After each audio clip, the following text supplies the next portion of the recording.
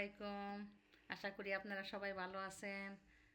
আমার ভাই বোনেরা, মা খালামণিরা সবাই ভালো আছেন। ভালো আছেন তো কমেন্টে জানাবেন।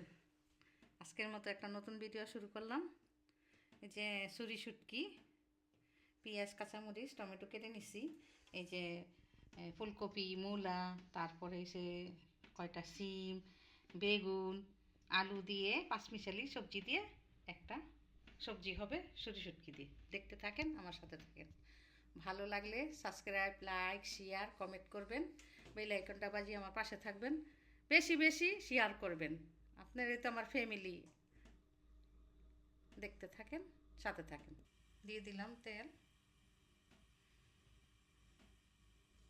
দিয়ে দিলাম রসুন কুচি, দিয়ে দিলাম কুচি, দিয়ে দিলাম লবণ,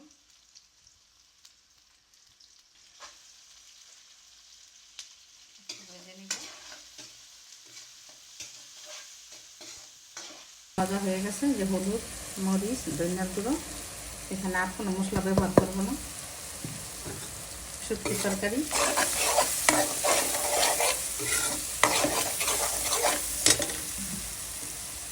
একটু পানি,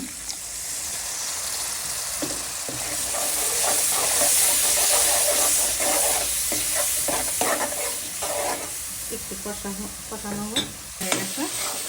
দিয়ে দিব কপি আর বেগুন করে দিব। একটু একটু ভেজে নিই, একটু কষিয়ে নিই। সিম, মূলো, আলু কষিয়ে তারপরে বেগুন আর কপি দিয়ে দিব। একটু কষানো হতে থাক।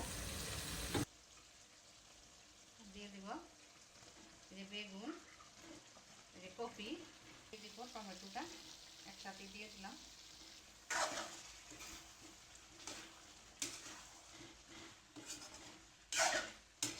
শীতকালীন সবজি শুটকি দিয়ে ভালো লাগে। খেয়ে দেখবেন আমার ভাই বোনেরা, মা খালামণিরা। পুরো ভিডিওটা দেখবেন, তারপরে যে কীভাবে রান্না করলাম তাইলে বুঝতে পারবেন। একটু কষানো হোক, তারপরে শুটকি আর জল দিয়ে দেবো।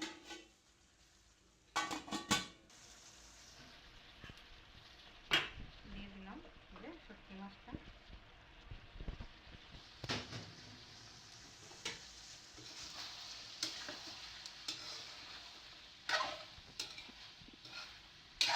তেলে রাখছিলাম শুটকিটা, তেলে ধুয়ে তারপরে পরিষ্কার করে রাখছিলাম।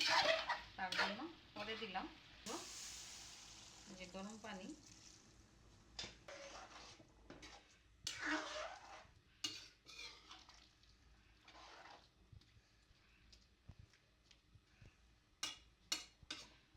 এটা শুটকির শিরা বলে।